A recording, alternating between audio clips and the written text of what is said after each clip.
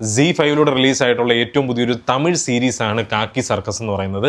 Tamil series എന്ന് പറയുമ്പോൾ തന്നെ അതിൻ്റെ അകത്ത് മലയാളം കണ്ടന്റുകളും കാര്യങ്ങളൊക്കെ ഒരുപാട് അടങ്ങിയിട്ടുണ്ട്. അതുപോലെ തന്നെ ആർട്ടിസ്റ്റുകളും മലയാളി ആർട്ടിസ്റ്റുകളുണ്ട്. മലയാളത്തിലുള്ള ഡയലോഗ്സും ഇതിൻ്റെ അകത്തുണ്ട്. നമ്മുടെ രാജേഷ് മഹാദേവൻ അല്ലേ, രാജേഷ് മഹാദേവൻ പുള്ളി, അതുപോലെ തന്നെ ഗൗതമി നായരൊക്കെ ഇതിൻ്റെ അകത്ത് മെയിൻ ഒരു ക്യാരക്ടേഴ്സിനൊക്കെ ചെയ്യുന്നുണ്ട്. അപ്പോൾ സീരീസ് റിലീസായിട്ടുണ്ട്. കണ്ടതിന് ശേഷമുള്ള എൻ്റെ ഒരു ഒപ്പീനിയനാണിത്. എൻ്റെ പേര് അഭിജിത്ത് വിശ്വനാഥ്. നമ്മുടെ ചാനൽ ആദ്യമായിട്ടാണ് നിങ്ങൾ കാണുന്നതെങ്കിൽ സബ്സ്ക്രൈബ് ചെയ്യുക, തൊട്ടടുത്തുള്ള ബെല്ലൈക്കൺ കൂടി എനേബിൾ ചെയ്യുക. അതിനുശേഷം ലൈക്ക് ചെയ്തിട്ട് ഹൈ ബട്ടൺ കൂടി ക്ലിക്ക് ചെയ്യുക. Welcome to Cinepedia. ഒരുപാട് നാളുകൾക്ക് ശേഷമാണ് ഒരു സീരീസ് കാണുന്നത്. ഒരു 7 എപ്പിസോഡുള്ളൊരു സീരീസാണ്. ചെറുതെന്ന് പറയാൻ സാധിക്കില്ല, ഏതാണ്ട് ഒരു അരമണിക്കൂറോളം ഉണ്ട് ഒരു എപ്പിസോഡെന്ന് പറയുന്നത്. അപ്പോൾ എന്തായാലും ഇതൊരു ത്രില്ലർ ബേസ്ഡ് ഒരു സംഭവമാണ്. ഒരു ജയിലും ആ ജയിലിൽ നടക്കുന്ന ഒരു മോഷണവും, ആ മോഷണം ആര് ചെയ്തു, അത് എങ്ങനെ ചെയ്തു, അപ്പോൾ അത് ആ കള്ളനെ പിടിക്കുന്നുണ്ടോ, പോലീസുകാരാണോ പിടിക്കുന്നത്, ജയിലിലുള്ള ജയിൽ വാർഡനും ഒക്കെയാണോ പിടിക്കാൻ പോകുന്നത് എന്നൊക്കെയുള്ള ഒരു രസകരമായിട്ടുള്ള ഒരു കോമഡി ബേസ്ഡ് ഒരു കോമഡി ത്രില്ലർ സീരീസാണ് ശരിക്കും പറഞ്ഞാൽ ഈ കാക്കി സർക്കസ് എന്ന് പറയുന്നത്. എനിക്ക് പേഴ്സണലി ഈ സീരീസ് വർക്കൗട്ട് ആയോ എന്ന് ചോദിച്ചു കഴിഞ്ഞാൽ ആദ്യത്തെ 2 എപ്പിസോഡ് എനിക്ക് അത്ര കിക്ക് തന്നില്ല. എന്നാൽ അതിനുശേഷം നല്ല രീതിയിലൊരു ഇമ്പ്രൂവ്മെൻ്റ് ഉണ്ടാകുകയും മുമ്പോട്ട് കാണണം, അതിൻ്റെ അടുത്ത എന്തെന്ന് അറിയണം എന്നൊക്കെ ഉള്ളൊരു ത്വര നമ്മളിലേക്ക് ഉണ്ടാക്കിയെടുക്കാൻ ഈ സീരീസിന് സാധിച്ചിട്ടുണ്ട്. അതുകൊണ്ട് തന്നെ ഇതൊരു മസ്റ്റ് വാച്ചബിൾ ഒരു സീരീസ് ആണെന്ന് എടുത്ത് പറയാൻ സാധിക്കും. അമീൻ ബാരിഫാണ് ചിത്രം ഈ സീരീസ് സംവിധാനം ചെയ്തിരിക്കുന്നത്. അതുപോലെ തന്നെ ആകാശ് ചന്ദ്രമോഹനും അതുപോലെ തന്നെ അമീൻ ബാരിഫും കൂടിയാണ് ഇതിൻ്റെ രചന നിർവഹിച്ചിരിക്കുന്നത്. മുനീഷ് കാന്ത് എന്ന് പറയുന്നൊരു ആളാണ് ഇതിൻ്റെ ലീഡ് റോള്, ഒരു പോലീസുകാരനായിട്ടുള്ള ലീഡ് റോള്. പുള്ളി നേരത്തെ ഇതിന് സിനിമ അഭിനയിച്ചിട്ടുണ്ടോ എന്നുള്ള കാര്യം എനിക്കറിയത്തില്ല. എനിക്ക് പുതിയൊരാളായിട്ടാണ് തോന്നിയത് പുള്ളി. അതുപോലെ തന്നെ നമ്മുടെ രാജേഷ് മാധവനും ഗൗതമി നായരും പിന്നെ ബിൻസു റേച്ചൽ എന്ന് പറയുന്നൊരു ലേഡിയുണ്ട്.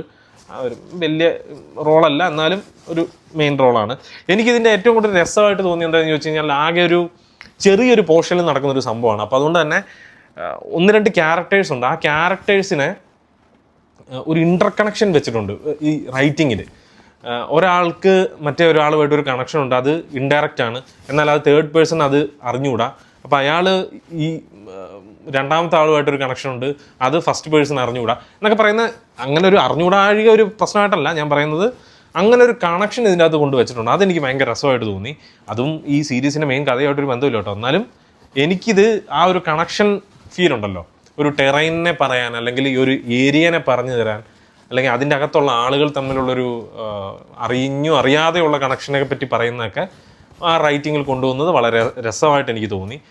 കുറച്ച് ക്യാരക്ടേഴ്സിനെ എനിക്ക് തോന്നുന്നു മേ ബി ഒരു ക്യാരക്ടേഴ്സിനെ ഒരു ഇൻസിഡൻറ്റ് മാത്രം മനസ്സിൽ വെച്ച് ആ ക്യാരക്ടേഴ്സിനെ ഡെവലപ്പ് ചെയ്ത് ആ ക്യാരക്ടേഴ്സിന് പല ലിങ്ക് കൊടുത്ത് ഈ സ്ക്രിപ്റ്റിനെ ഡെവലപ്പ് ചെയ്ത് എടുത്താവാം എന്നെനിക്ക് തോന്നുന്നു.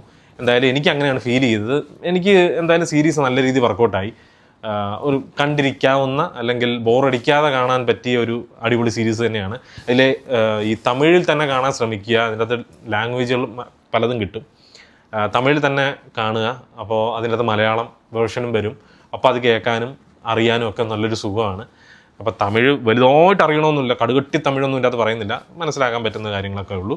അതിൻ്റെ കൂട്ടത്തിൽ തന്നെ മലയാളത്തിൽ ഇതിനെ നല്ല രീതിയിൽ അതിൻ്റെ ഒരു വേറൊരു പോർഷനിൽ മലയാളത്തിലും പറയുന്നുണ്ട്. സോ നമുക്ക് വലിയ ബുദ്ധിമുട്ടില്ലാതെ നല്ല രീതിയിൽ മനസ്സിലാക്കി കാണാൻ പറ്റുന്നൊരു സിമ്പിൾ സീരീസാണ് കാക്കി സർക്കസ് എന്ന് പറയുന്നത്.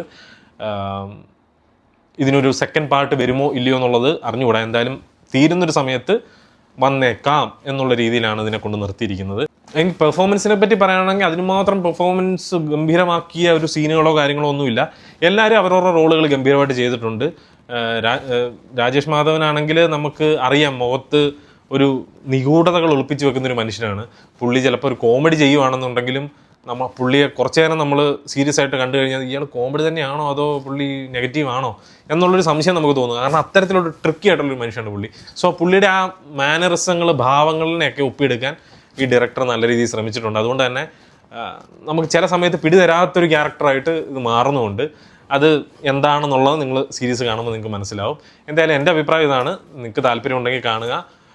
Z5 അവൈലബിൾ ആണ്. അപ്പോൾ ഓൾറെഡി സീരീസ് കണ്ടവരാണെന്നുണ്ടെങ്കിൽ നിങ്ങളുടെ അഭിപ്രായം കമൻറ്റ് ബോക്സിൽ രേഖപ്പെടുത്തുക. നമ്മുടെ റിവ്യൂ ഇഷ്ടപ്പെട്ടെങ്കിൽ അതും കമൻറ്റ് ബോക്സിൽ രേഖപ്പെടുത്തുക. മറ്റു കാര്യങ്ങളൊന്നുമില്ല. ഇനി ഏതെങ്കിലും സീരീസുകൾ ഇങ്ങനത്തെ രസകരമായിട്ടുള്ള സീരീസുകൾ ഉണ്ടെങ്കിൽ അത് റെക്കമെൻഡ് ചെയ്യുക, കണ്ടിട്ട് നമ്മൾ അഭിപ്രായം പറയുന്നതായിരിക്കും. അടുത്തൊരു വീഡിയോ ആയിട്ട് വരുന്നവരെ പീസ് ഔട്ട്.